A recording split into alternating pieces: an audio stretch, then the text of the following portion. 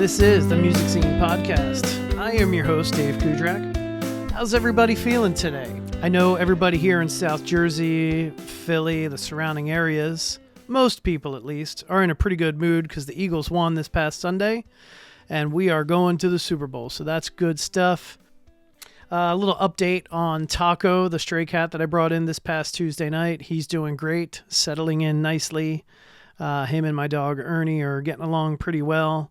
I don't know if you know this, but my dog Ernie is 15 and a half years old. He's an old man. He is blind because he's diabetic and he's on insulin. But he's in pretty good shape overall. So he's in good spirits. He's still got a decent amount of energy. So, so hopefully he'll be around for quite some time still. But anyway, Ernie, he knows there's a cat in the apartment. He doesn't know where that cat is in the apartment. So, it's kind of funny, but I feel bad for him at the same time. He can smell him. He just can't see him. So, they're doing a pretty good job feeling each other out and trying to get to know each other. Every now and then Ernie gets a little bit confused and just starts barking at random places. But, I think with a little bit more time, I think they'll become buddies. That's my hope. And in what little time Ernie probably has left, maybe a year or two, hopefully more. I hope him and Taco become friends and can hang out. But so far they haven't tried to kill each other, and that's always good news. Anyway, friendly reminder, I am going to be a guest speaker at the Fire Open Mic and Monday Meetup. That's on Girard Avenue in Philly. That's Monday, February 3rd. The doors open at 6. I think there's a networking thing from 6 to 7, and then I'll be speaking from 7 to 8, I think, and the open mic starts at 8. So, yeah, I'm really excited about doing that. It was supposed to happen last month, but the weather had other plans, and it got postponed until this month. They have a open mic at the Fire every month, this Monday meetup thing. So if you're in the area, please feel free to come check it out. Also, as you know, at the end of each of these podcasts, most of the time musicians will do a performance or two of an original song. I can't do cover songs on this podcast for copyright and licensing reasons. So if you're going to be on the podcast and you want to do a performance, it has to be an original song. I also want to let you know that every performance I release on YouTube as its separate video, and I also compile all of those performances in a playlist on YouTube. So if you ever just want to hear the performance, maybe you've listened to the episode already and you don't want to listen to the whole episode just to get to the performance, I created it's called the TMS performance or TMS live performance playlist on my YouTube channel. Just search Dave Cudrak on YouTube and you'll be able to find it. That way you can just go and randomly listen to the performances of all the Music Scene podcasts. It's a great listen. There's some excellent songs in there. Every musician on here has absolutely killed those performances. It's been fantastic. So go check it out whenever you get a chance. Check out that playlist. On today's episode, we have the very popular cover band Loose Ends. And I've known them for a little while. They play Little E's Tavern quite a bit. They play down the shore a lot as well. We talked a lot about kind of how they got started as a band and also individually. And there's also some really, really funny kind of crazy gig stories. So listen for those. They are still working on original music, so we're not going to get a performance from them at the end. But, hopefully within a year, we'll get them back on here once they've got some music released so they can promote it and play some of it for you. So I really had a good time talking to these guys. It's a trip. So, have a seat, strap in, and here is my conversation with Loose Ends.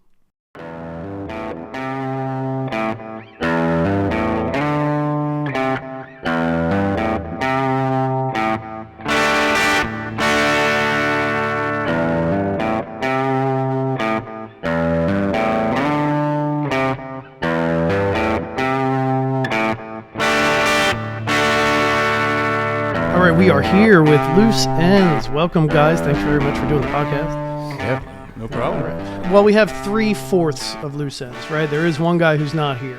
right? Correct. Dave's not here. Dave, what's Dave's last name? Marcoli. Dave Marcoli is not here. So Dave, we miss you. Sorry you couldn't make it. Why don't we just kind of go around real quick to introduce yourselves and your name and what you do in the band. My name's Aiden Finnemore. I play guitar and sing. I'm Tyler Kulig. I play bass and do some background vocals from time to time. Andrew Barbaro. I play drums and I try to sing. Nice. And then what does Dave do? Same thing as me. Okay. Just left-handed. Yeah. Big distinction. Mirrored. Mm-hmm. All right. So I know I first met you guys, I guess it would probably be at Little E's Tavern. I've seen you guys play at least once at Little E's Tavern, and Aiden and Andrew, I know you guys have kind of jumped in at the open mic a few times. The open mic. Yeah. So that's always a good time. So when did you guys kind of form Loose Ends? I met Tyler and Dave around COVID time, looking for another band to play with.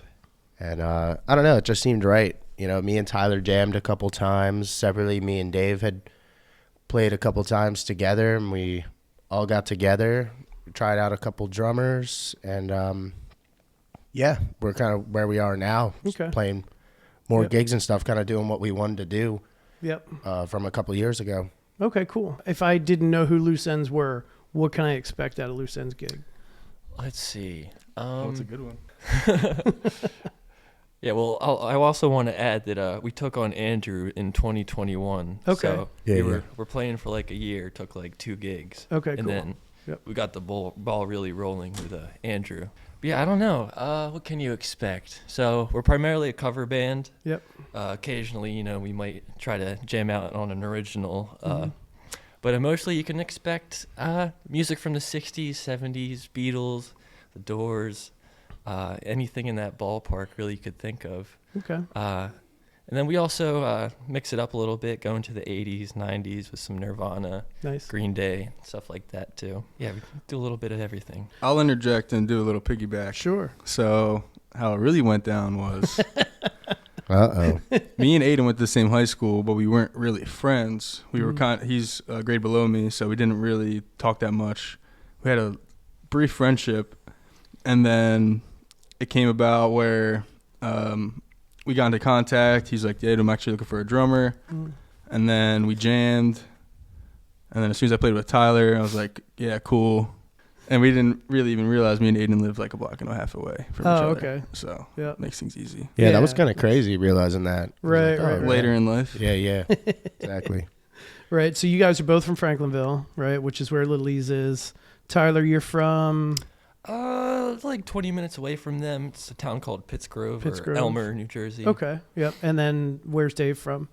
He's down the block from me. Okay, cool. So 2 from Pittsgrove and 2 from Franklinville. Yep, So that's both close to each other. So cool. Nice. yeah. Nice. So let's kind of go through it individually, right? Like where your musical journeys started. Aiden, tell me where it all started for you, like when you started playing and all that stuff. Take me through that. Well, when I was a kid, I was always really, really into music. Loved guitar, loved just bands in general. And I started playing the drums. My dad had a drum kit sitting around. And, it's when you're a kid, sit in the seat, like play this real quick. And that was just enough to get me in the mindset of like, okay, I want to learn something that's an instrument, and I dabbled with piano, dabbled with some wind instruments, and kind of fell into guitar, I'd say when I was like 11 maybe. Like started really taking it more seriously. And just went from there. Certain things inspired me, mostly like the Beach Boys early on and the Beatles. And I don't know, I was into, everyone's into the music that their parents are into. So I was into that, 80s stuff my dad Ian was into heavily. And I don't know. And then I kind of branched out, started listening to more and more stuff. And, Pink Floyd, yes, just hearing different progressive rock bands and even jazz, big influence to me. Okay. But yeah, it's kind of where it started for me. Has it always, I know you said drum, you kind of started on drums, but you're primarily a guitar player? Oh yeah, definitely. Okay. Yep. I never really practice the drums unless I am like, I don't know, sometimes I'll play in my studio a little bit and just record it, Yep. and that'll make me play more, but primarily I'm a guitar player. Okay. He's And I actually know. learning the Rosanna Shuffle right now. I am. He's really proud Yes. about Oh it. yeah. Oh yeah, He's doing Yeah. great. It's Nice. solid. yeah. That's I can play it pretty good actually.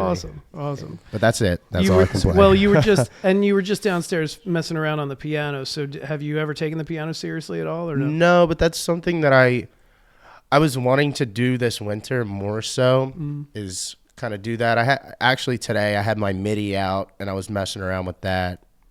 Just I don't know. I feel like the theory is like the same, Yeah. but it's a learning curve with my hands. Sure. What Yeah. to, you Trying to know? use both at the same time. Exactly, Yeah. exactly. And like since I can play the drums a little bit, it makes it easier to like Okay. do more rhythmic things like that. Yep. How about you, Tyler? Where did it all start for you?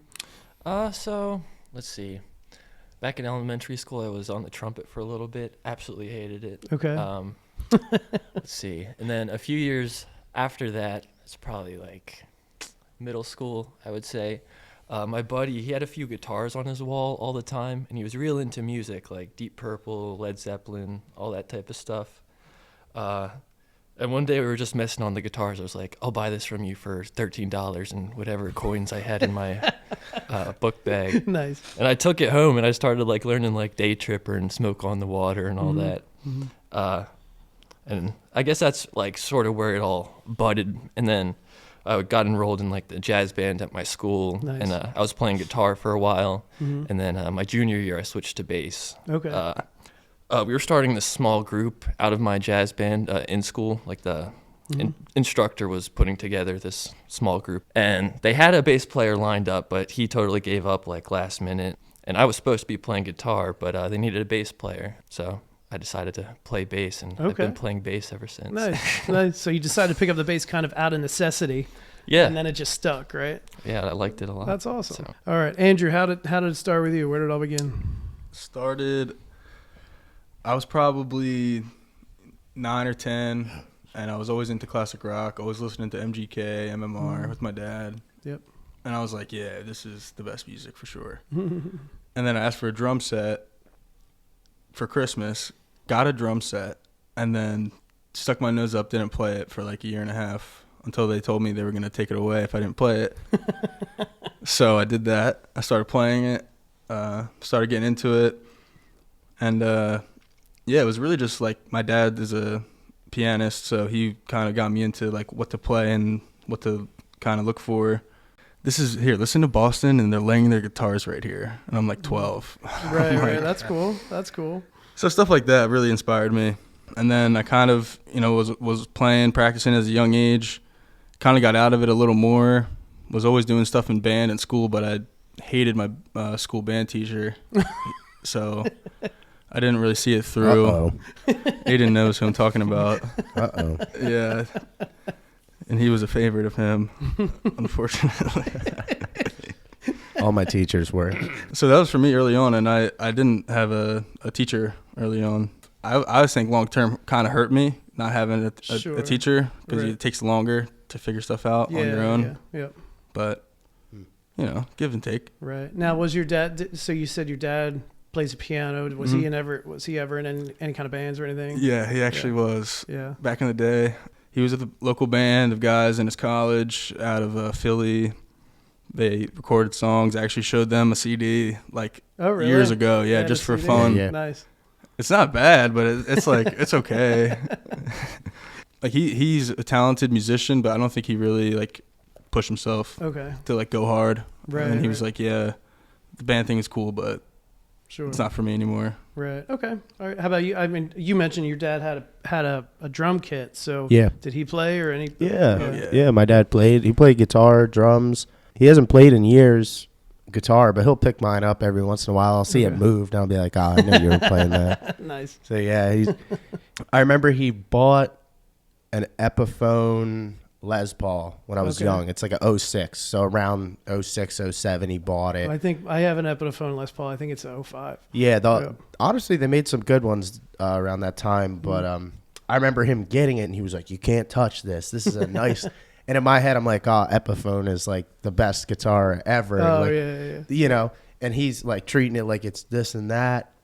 And I ended up like playing it every once in a while, before I started really taking it seriously. But yeah, I'm glad that he had instruments around for me to at least learn something That's on my awesome. own. And Yeah.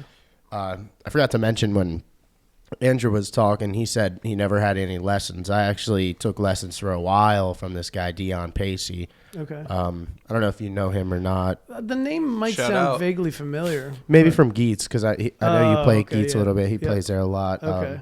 Yeah, he plays acoustic gigs and stuff, cover music, Okay.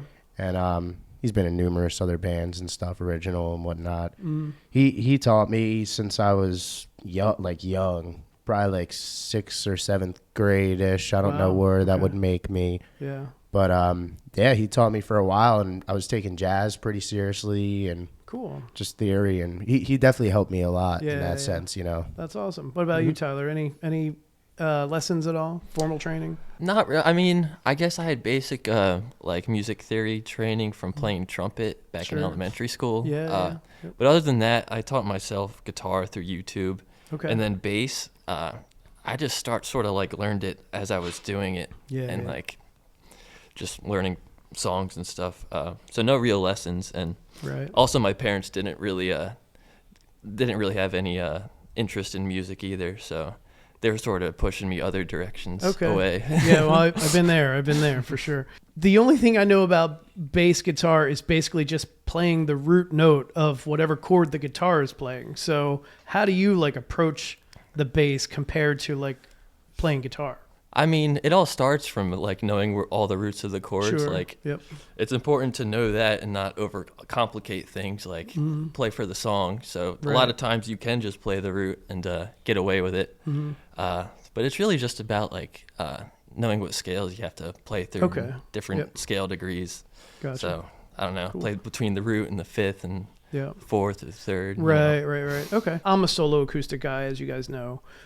So I've rarely played with bands. I was in an original rock band, 20 years ago, maybe, for only about 2 years.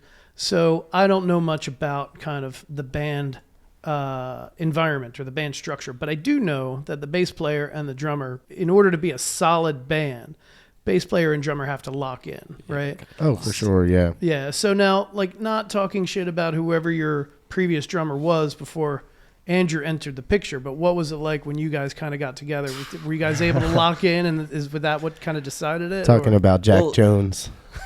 Well, no, totally. Like Andrew coming into the picture, it was a totally new experience playing with a different drummer. Yeah. But also, he had a lot more experience. I would say, like, through church and stuff. Like, you really know how to play with a group compared to playing a click. Okay. yeah. To like our previous guy, he was like just a jazz head. Like, he wanted to shred on the drums Oh, all yeah. the time and make Yeah. every song his own. You know. Right. Sure. And we couldn't do that if we're gonna play at stakeouts. Like, Yeah. So Yeah. yeah, I don't know. Andrew's just laid back. You can lock in. Nice. Oh, yeah. It's a good time. Find the pocket, if that's what they call it, or something like that. Yeah. The pocket's always there. Yeah. Try to keep Tyler in my pocket.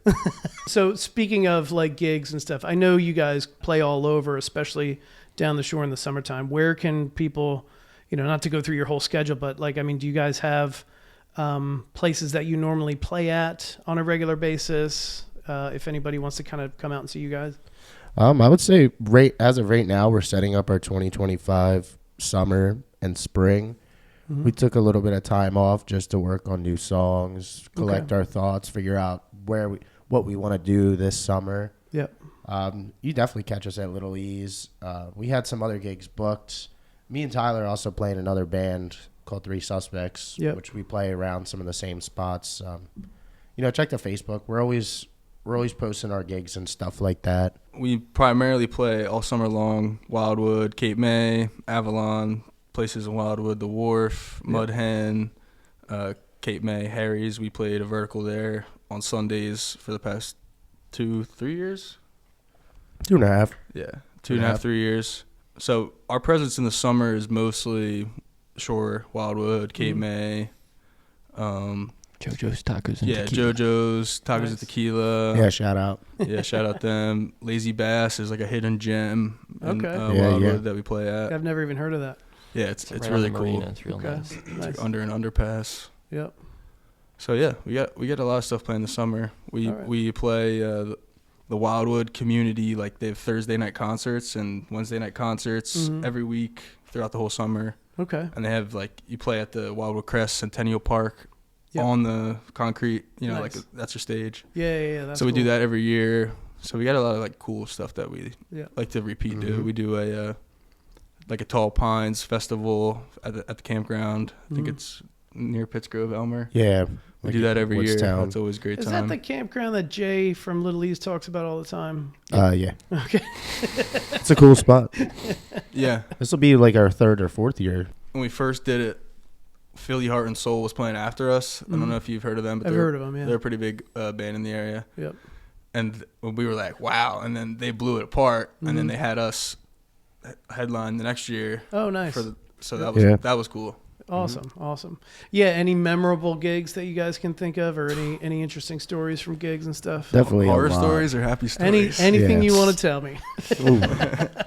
Trying to think. One that always stood out to me was I have one after you. At should I even say the place we played? Oh, where you almost got robbed? We were.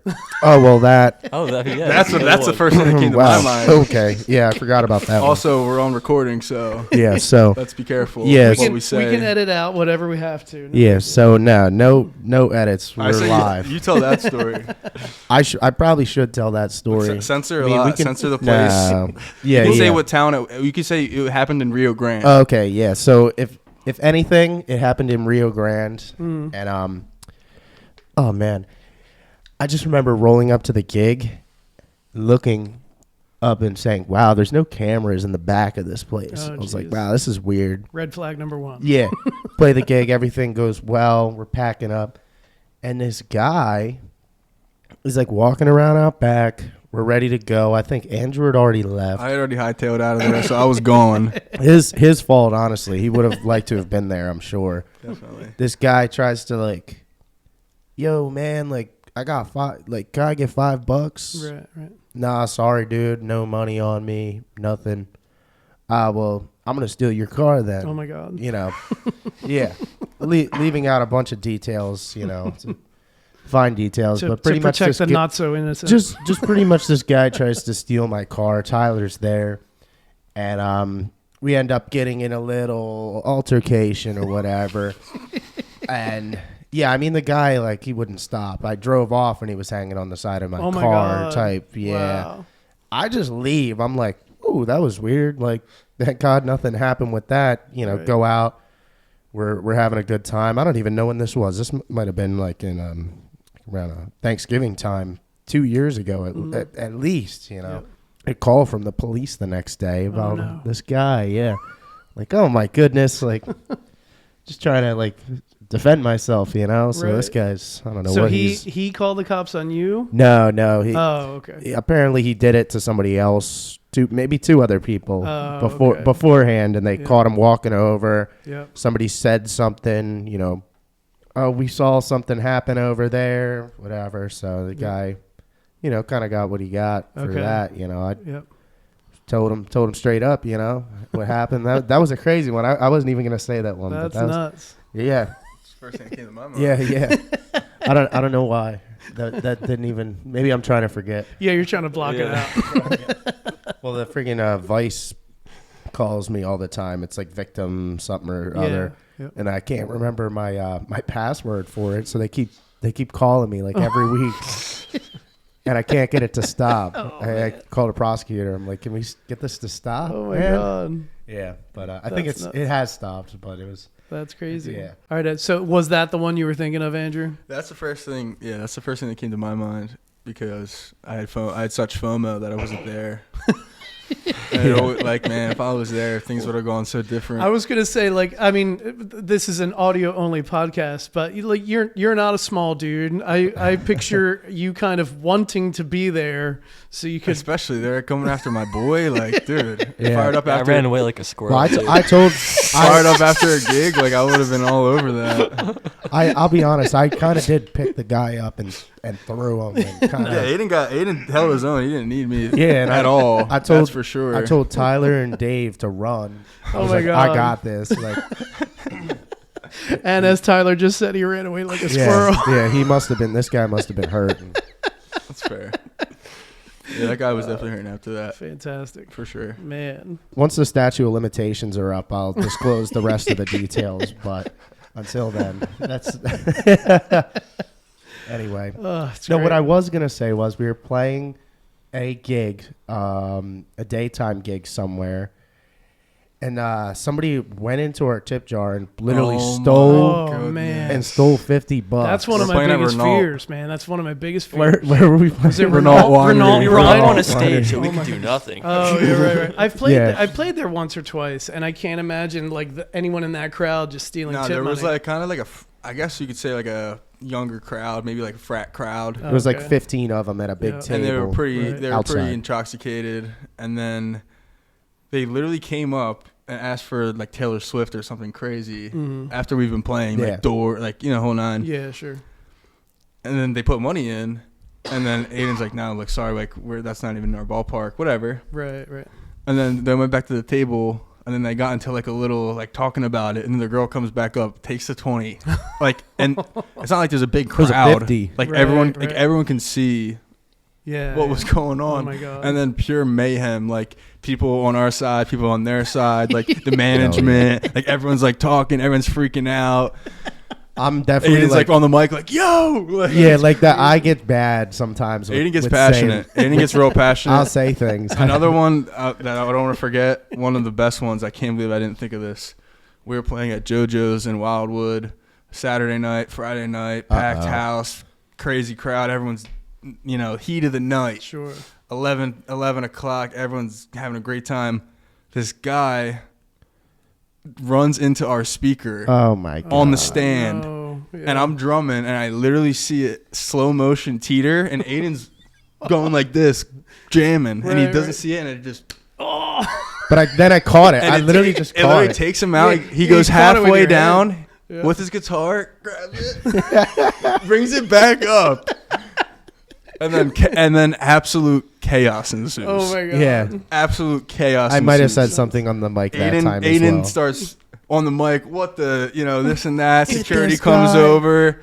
Oh man, it was a nightmare, and I'm just laughing from behind the drums the whole time. It was That so was great. when Dion was sitting in with us. Yeah, Dion was there. Yeah, we were playing a Stone song, and I was going for a solo, and I was like, I remember Right. thinking like, damn, this is locked in right now. Right. And then Right. boom, hit me in Oh the head. man. Yeah, That's messed up. that one was crazy That was a great too. one.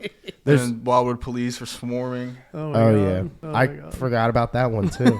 I don't know why the $50 one just always at Renault just always bothered me. It's such a Always. weird story because like I've played there a couple times and it's a nice place, and first of all, for somebody to have the audacity to try to just take their tip back and then also probably grab a few extra at the same time, like Yeah. it's absolutely ridiculous that anybody would do that. It's happened to us a couple times. Has it really? Yeah, Oh, it's man. It happened to us this summer once too, and it's usually the same thing. They'll put money up. Mm-hmm. You request a song. You say, "Yeah, we're It's not literally doing that." Request Taylor Swift or like some country Right, pop something song. that's Yeah. way out of what you're already doing. Exactly. And then for that, Aiden right? respectfully, in the heat of the moment, tells them, "Hey, sorry." Yeah, sure. As they come up mid-song, people do that all the yeah, time. yeah, yeah, Mid-song, Yep. Aiden's playing a solo. And I'm looking Poking him on the shoulder like, what while are he's you playing. doing? I'm fine with like I can when I'm playing though. I can talk to somebody and like not Yeah. get like I don't get thrown off by it, but it just kind of is annoying. Sure. It's so sure. annoying. you I've know? had a few people do that to me too. Most of the time they wait until I'm done playing before they request a song. But yeah, I've had some people like I'll just start a song. I'm playing the intro to the next song, and somebody's like, "Hey, do you know any of this?" And I'm like, "I'm sorry, I don't know that." And I just try to keep playing. without Exactly, messing- yeah. And they're like, "Oh, that guy's so rude." I know, right? Come on. They think you know like every single song that was ever written. You know? Music box. Yeah. Yeah, exactly. Well, I haven't seen you play in a while, but I feel like you play a little bit broader. Yeah, I than have us. a whole wide spectrum. Yeah. You guys are mostly classic rock type Yeah. stuff with like some of the grunge stuff thrown in, like Yeah. you mentioned. But when I think of you guys from the times I've seen you, and even when you guys jump in on open mic, it's always kind of classic rock stuff. Oh yeah, definitely. Yeah. And Yep. we try to change the songs up a little bit, Mm-hmm.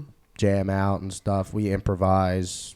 Yep. Try to make it fun. It's in a band situation. If you have people that are like confident in doing that, it's seamless. Yeah, no, you know? you guys are very tight. Like when you play, I saw you guys do. You had the trio. Was that a Loose Ends trio at Geets? Acoustic trio. When I saw you the first time at Geets. Wow. Remember that? Yeah. Wow. I think that was my acoustic gig, and I had Dave and Tyler Okay. play. Yeah. All right. Yep. I don't remember if I had Tyler playing it with me and Dave sat in, or other way around. Yeah, but I it was can't something. remember. It was Yeah. something like that. Yeah. And then you let me play a couple songs when you were guys just before you guys were finishing. Yes. Yep. Yes. Yep. That was a fun gig. I haven't done stuff like that in a while. Been doing a little bit of a solo acoustic stuff. Have you?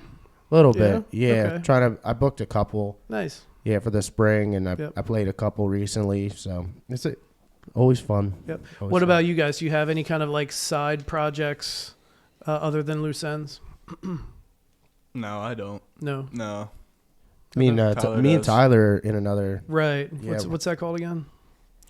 Three suspects with Dion Pacey. Okay. Well, three suspects with accomplices. We're the accomplices. Yeah. Yeah. And what do those shows look like? Are they acoustic? Are they electric?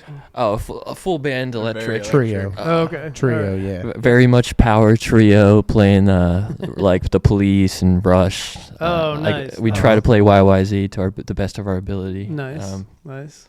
Yeah. Who sings in that one? You do, Aiden? Or I sing. Tyler, I think you sing one or two songs, right? Not really. It's mostly Aiden and Dion. He sings a little bit more with Loose Ends, probably. Okay. Yeah, it's Dion sings about half. I'll sing about half. Okay. Tyler sings on a couple. Very cool. You know. Yeah, we're just a lot more jammy with that group. Okay. Yeah, Just, like totally, just kind of do whatever we want to, sort of thing. You know. And then more for me, I try to play with some local guys from like Woodstown every now and again. Do some like Rowan shows. Oh, okay, nice. Because I'm a student there actually right now. Okay, well, yeah. I mean, so you guys are pretty young, I think, right? I mean, how old are you guys? 23. Yep. 21. I'm 25. I'm the oldest. You're the old man. Yeah. What about Dave? How old is he? 21. So yeah, so you're still in at Rowan. Mm-hmm. Okay, nice. What do you want to be when you grow up, Tyler? I want to be a musician, but I'm doing the plan B in case. Okay, what's that look like? I'm studying business right now, supply chain logistics. Oh, nice. Because it's in demand. Sure. It's a broad area of business. So Yep. Case all else fails. So let's talk a little bit about what the plan is for Loose Ends. What do you guys foresee for 2025? Book more gigs, new places. Yep. You know. Do you see yourselves releasing any music at all? For me, definitely. I mean, I would like to do some stuff with the band as well. Release some stuff. It's kind of, there's a lot of stuff up in the air right now, like what direction we want to go in. Sure. What, you know, from where we were a year ago, we're a lot different band. We play a lot different. Okay. How so? I mean, I think when I saw you, it was about a year ago, probably at Little E's. We're definitely more polished now, but we're trying to play more songs. We're trying to get more songs in. We're trying to do more creative things with the songs, so it's not just show up, play the same, not the same songs, but you know, do it the same way every time. We're trying to change it up. Nice. For sure. Give you guys a little bit more freedom to kind of explore in Exactly. when you're in the middle of the song, or even change up your sets a bit. And I've been working on my studio, trying to put it all back together, and got a lot of ideas for stuff I want to write, and maybe take the next couple months to really get them out and see, you know, maybe some of them will work for this band. Maybe, you know, I just want to put music out. Sure. You know, it's like mainly my passion. Yeah, I'd agree. I mean, I think we have a lot of good stuff we're sitting on right now, and like Aiden said, I think the next couple months will really be good to get the ball rolling, original wise, and you know, recording wise. He's got a studio again. That's the biggest thing, is having a place where you can lay stuff down, record it, listen to it, do it. Like, we've been recording our rehearsals, listening back to nitpicking songs, like stuff like that. Yep. So yeah, we're really trying to take it to the next level. You know, like grouping 4 or 5 songs together, playing it, you know, coming up with transitions, like stuff like that. Cool. To really like polish. Yep. Do you guys do any kind of like mashups or anything like that with songs? no? We actually started doing. Do you want to explain the one? Yeah. Yeah, I mean, Tyler, you explain it. Yeah, recently we got this little trio mashup of songs we started doing. Okay. So the song "Dear Mr. Fantasy" by yeah. Traffic. Yep. It ends on like an A minor chord. So out of that, we'll hint at "L.A. Woman" for a little bit. You know, nice. Yep. get a nice ripping guitar solo from Aiden, and then we go into the song "Runaway" by Del Shannon. Oh, that's cool. Nice. So it's kind of fun. Yeah. And then other times we'll just play through like a bunch of like Beatles medleys, you know. Oh, Yeah. okay. All right. I feel like I definitely am the one that tries to, like, on the spot, I'll be like, oh, wait, this could work really well, and I'll just, like, call it. Do you guys have like a set list, or you just kind of huddle around the drum set and say, what do you want to play next? I would say it usually works like, I mean, you guys can correct me if I'm wrong, but they'll usually try to make a set list, and then I'll usually just completely not do that. Just We'll kind get a of nice Like structure, and 60% sometimes of it. we'll get through like 5 of the songs we wrote down, and then we'll go a completely different direction. Okay. But it works out great. That's pretty accurate, right, to what happens. I usually just will derail everything. It's pretty good. Is there a particular song that you guys just love doing that has to be in like every show? This guy, every time I'm like, all right, set list. What are we doing? First set, Aiden goes, "Riders on the Storm." I just want to. I want to hear that. And I need to hear it. it's been great. It's been, you know, maybe 2 gigs now that he hasn't mentioned it, and I didn't remind him because I have to pick and choose. So that's a staple Aiden song for sure. Yeah, I really like that one. And it is a good song. I think It's I've like a heard you nice guys do it. I long think vibe. when I was at Little E's and In I the saw you beginning. guys, I'm pretty sure you guys did that. Probably, yeah. Yeah. I've definitely done it at your open mic before Yeah, a couple yeah, times. yep, Yeah. Yep. I don't know. It's just one of my favorite songs. To just like it gets me like locked into where I want to be for the I rest hear of ya. the night type nice thing. atmosphere to it. Yeah. And that's my biggest thing is I like using a lot of delay and I can kind of do what I want creatively in that song. Like there's numerous songs where I can do that, but Okay. that's Create a little soundscape. yeah, Nice. that's one of the ones that gets me there the Okay. quickest right Nice. away, you know? Yep, And I yep. can, it's nice because we can start it out slow and I can kind of adjust things and it's like, I don't know, safe fail, I guess. you know? Sure. So I know I've got a handful of gearheads that listen to this podcast. So Okay. I don't know how much you guys are into gear, but let's just kind of go through your setup. So let's start with Andrew. We'll work our way. Andrew, Tyler, Aiden. So Yeah. Andrew, what are you playing? Brand, all that stuff. Yeah, so I'm pretty much a Ludwig guy. I'd say a Zildjian, Sabian, Meinl is my go-to cymbals. ProMark drumsticks, 100% every single day. Why ProMark? They last way longer, and Okay. I've never met someone who's told me a Vic Firth lasted longer than a ProMark. Oh, really? Okay. I've had Vic Firth in one gig. The acorn tip is an arrowhead. Okay. ProMarks I've had that look like they're 4 years old with the tip intact. Oh, wow. They cost more money, Sure. but I think they last a lot longer. Okay. I used to drum with 3Bs, but now I do 747s. It's kind of like so I'm not a drummer. You got to explain that to me. 3Bs are a little thicker. 747s are kind of like a 7A, which is like a standard stick, but the 747s are they're Neil Peart's signature stick. Oh, okay. So All they're right. a little bit longer, Yep. which I like. Okay. Nice. But yeah, I kind of like hoard drum sets, unfortunately. Yeah, How many drum sets do you have? probably like 10, 9 or No 10. way. Yeah. Where do they all go? It's not like you In can my fold them up and basement. put them in a closet. There's one always in my car. There's a bunch in my basement. There's a couple in the sunroom. Yeah, I love Premier drums. I love old vintage drums a lot. Okay. I play a vintage Premier kit. I play a vintage Zildjian kit. Nice. I do a Jelly Bean kit where I mix up all my kits with different colors. Oh, okay. So Yep. I have like a citrus mod bright orange bass drum, Nice. which is like a 70s Zildjian. Mm-hmm. Then I do a 10-inch 80s Zildjian tom, and then 14-inch Premier 80s floor tom. Okay. And then always with a Acrolite or a Superphonic snare drum. Okay, cool. Does the Jelly Bean setup give you any kind of different sound that you're looking It does. for? They're kind of like my smallest, highest tone drums, kind of Okay. like a jazz kit. So they're very responsive, and I think it looks cool. Nice. I like drum sets that pop. Okay. I have like a Premier kit that looks like the whole wrap is like a tennis ball, Oh, that's cool. and it's kind of like wavy tennis ball. Oh, wow. That's awesome. But then some people will be like, "Oh, that like I hate that," but I like that. It's a matter of opinion. I have my newest drum kit is a Ludwig Vistalite from the 70s, Oh, nice. which is acrylic. Mm-hmm. So all the shells are plastic. You can kind of see through them. Oh, okay. I know what you're talking Yeah. about. Yeah, that's cool. They sound great. Yeah, Yeah. that's awesome. What do you look for when it comes to sound? Like if you're going to go out and buy a new kit, what are you looking for? My thing is I bought a kit with Aiden. It was an 80s Ludwig kit. Been sitting in this guy's garage for Lord knows how long. We take it back to my house after we buy it, play it. Thing sounds perfect. Oh, yeah? Toms are just ringing, no overtones, sound amazing. Mm-hmm.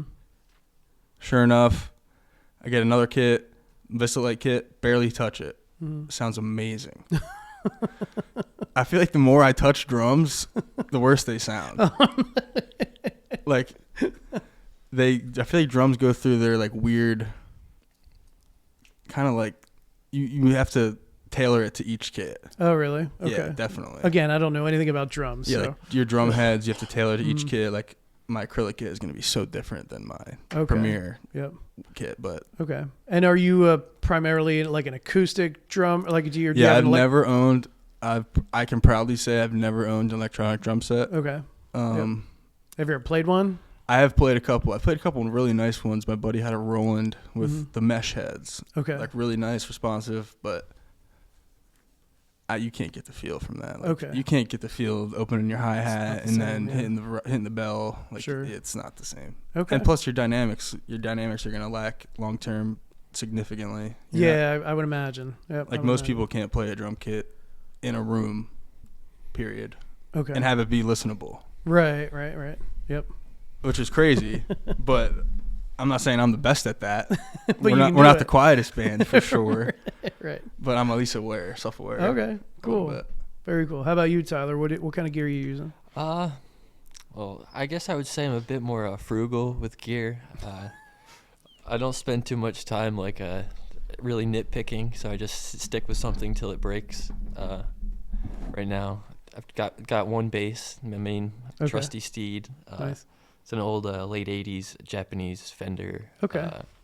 Like a PJ combo type bass. So it's got the P bass pickup and the jazz bass. Oh, okay. Nice. And it's active, so I can sort of EQ it to sound like anything. Oh, so that's it's cool. really all I need. Yep. Any pedals that you're working with or no? So I got my tuner, and then a compressor is just the best thing ever. So I'm gonna show you guys how dumb of a musician I am. I don't know what a compressor does. I think I understand. I understand the concept of it, like reducing the peaks and the valleys and stuff. But just squashing. I don't ever hear a difference. I don't ever hear a difference when the compressor's on or off. Well, for bass, for me personally, it just balances everything out. So if I'm playing up here or playing down here, like my volume doesn't fluctuate. Okay. Yeah. And also, you can sort of adjust it to like your attack. Yep. So if you only want to hit the bass like very softly, it'll still like play at full volume with the compressor on. I got you. But that's really cheating. But no, it definitely helps the bass overall just like fill out the low end. Okay. Especially in like, I guess less acoustically, I don't know, rich rooms. Okay. Sort of helps out. Sure. And I don't know, I got some distortion if I want to play like more progressive stuff. Okay. Yep. Have you ever been into like old school Metallica? Because my first real introduction to like a great bass player was Cliff away. and Anesthesia Pulling Teeth. That song on Kill 'Em All. So have you ever kind of gone down that path? I've never really gone down the wormhole per se, but I definitely am aware of all that. And Cliff Burton's definitely a legend. In the bass world. Who are some of your influences in bass wise? Very, very tough question. A lot of jazz guys. Okay. The obvious one is Jaco Pastorius. He speaks through the bass. Sure. Like he's not just playing the roots. Yeah. He's soloing through every song. And that's sort of the bass players I like. So like the Who's bass player, he sort of does the same thing. He's like the phrases. John Entwistle. John Entwistle, yeah. He's just doing phrases throughout the whole song. Sure. Rather than, one guy, Chicago's bass player. Oh, really? He's underrated. I would say Peter Cetera. Okay. He's just got great lines. Yeah. That's about it. Nice. Okay. All right, Aiden. Well, I have a feeling you've got a lot of gear. So what are we working with? I do have a lot of gear. I guess I'll just kind of go over like my live sort of thing. Sure. Start with amps because I feel like the amp is. Yeah, we had a conversation about amps a little bit at Little E's one time. Yeah, for me, like an amp is the most important piece of gear.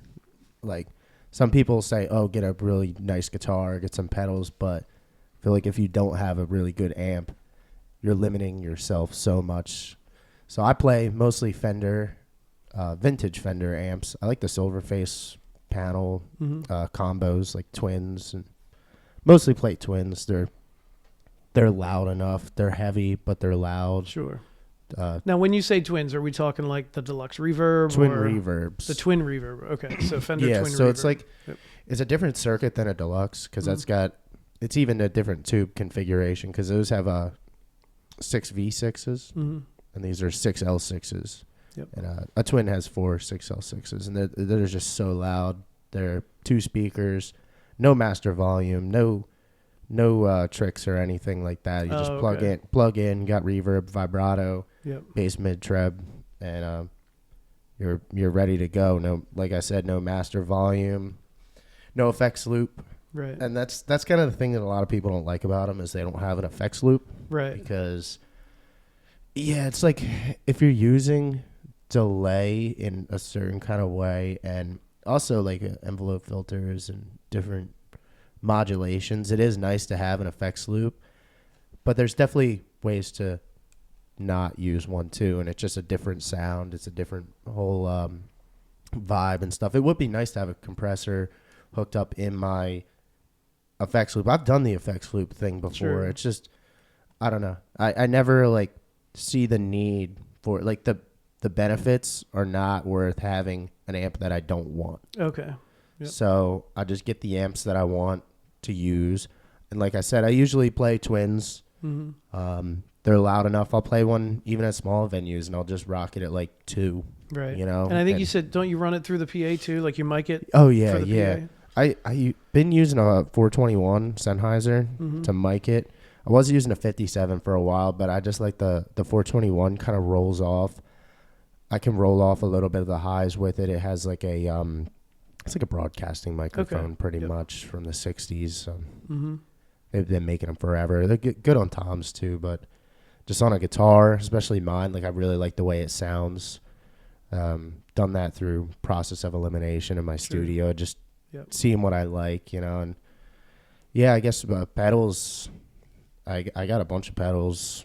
I'm gonna rebuild my board soon. I got a couple boards, but what are some of your go-to pedals? Definitely for sure volume pedal. Like volume pedal for me is like mandatory. And is that primarily just to for solos and stuff, or you're using it throughout? I use the volume pedal in a really weird way that probably not every, like if a guitar player played on my board that wasn't used to it, they probably wouldn't like how I have it set up. Okay. But I have it set up in a way that I can kind of control the volume and the gain that I'm getting simultaneously because I have it, like my volume pedal is the first thing that my guitar gets plugged into. Yep. So like if I had it afterwards in the chain, it would be, just affecting the overall volume of everything. Right. But it's affecting the input gain into all the other pedals. Exactly. So it's more like a stacking kind of thing. My gain structure is set up in a way that I can, if I have too much, my overdrive pedal, I use a Klon KTR. I'll usually have that set a little bit higher than I want it to be and a little bit more trebly than I want it to be. And I'll roll off the volume tone on my guitar ever so slightly. Right. Cock the volume pedal back a little bit so I know I have more if I want it. And it'll be less distorted because the input into it is a little bit less, which will hit the chip not as hard pretty much and clip it less. Okay. And usually will always have 2 overdrive pedals. I actually have 3 on my board right now. Why? Just for different settings? I stack them a lot. I don't really like using high gain pedals. Okay. I think they get lost in a live situation. They get lost in a mix. Fuzz pedals are one thing because you can turn the treble up or the tone, whatever. But when you say high gain, are you talking about like distortion pedals? Yeah. Okay. Like heavy clippers, like the Rat pedals and okay. Yep. some lighter fuzz pedals. I'm more of like overdrive. Mm-hmm. Like I'll use a lot of overdrive.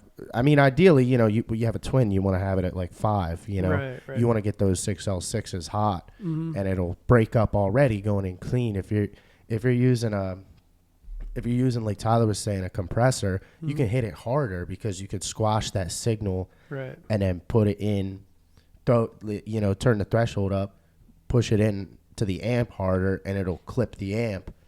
But I'll just, since we're playing all over the place, different venues, you need to have that ability to adjust your overdrive kind of thing. Like with my Klon, I usually have it on all the time. Okay. And if I need less, I'll just pull my volume pedal back ever so slightly. Sure. And the volume pedal's nice too. That's why I said it was a necessity for me. I'll even kind of play a note and then ease the volume up from Swell nothing. into it. Yeah. Mm-hmm. You get rid of the attack, the Okay. pick or whatever. You can, so kind of the strat, like with the volume pedal, with the volume in your pinky, that kind of like using that. Yeah. The violin effect. Exactly. Yeah, exactly. Yeah. But I like delay too. I use a lot of delay, so I'll use the Line 6 DL4. Okay. Not the reissue new one, but the original DL4s from the 90s. I got a bunch of those, but I usually only have one on my board, and they're just awesome. How are you using it? Are you using it as like a slapback mostly, or? I'm using it in the most ludicrous way possible. I try not to. When I first started using it, I definitely overused it, but now I use it in ways that I don't know. It's set up with a expression pedal, Oh, okay. and if the expression pedal's all the way down and you play something, it will literally just go crazy. Like it will literally go crazy. Yep. And I have it so that I'll use the expression pedal to kind of, if it's all the way off, it'll still have delay. Okay. And then all that in between stuff, you can kind of slowly edge into what you're looking for. Gotcha. That's interesting. So it's not a perfect system because say we do like a Floyd song and I want the delay to be at a certain thing. I kind of have to not play with it for a second, but just you have to find it. like a microsecond of like, okay, there it is. And it's like close enough, it's not like I'm in the studio tweaking it, making it a perfect eighth note delay on this beat. You know what I'm saying? Yeah. It's nice. It's got a tap tempo. Well, that's cool with the expression pedal because then you don't have to crouch down and turn knobs and stuff. Exactly. Right? So that's cool. Yeah. Nice. So. And what kind of guitars are you playing? I started out playing Strats a lot. Strats were like my go-to Fender, Yep. And then I don't know, like 2 years ago I started getting into Gibsons, and now I'm just Gibson all the way. Oh, really? Like, total Gibson player now. Like that's probably all I would ever Les play. Pauls or Les Pauls, 335s. Okay. Just yep. I think their whole range is amazing. And I was gonna say, why do you prefer the Gibsons now? The necks, the binding, like Okay. they're just, to me, they're just, I don't know, the humbuckers definitely make the guitars rather than the single coils. But the single coil, you can't replace that sound, you know. Sure. You can't get that anywhere else, but there's just something about the feeling of a Les Paul. Yeah. And it's just it definitely feels different than a Strat. Yeah, I have both. I have a Strat. I have Strats. I also have a Les Paul, and I've got an SG at home too. Yeah. And they all have their own feel for sure. Yeah. And I don't know, I just feel the most comfortable showing up with a Gibson.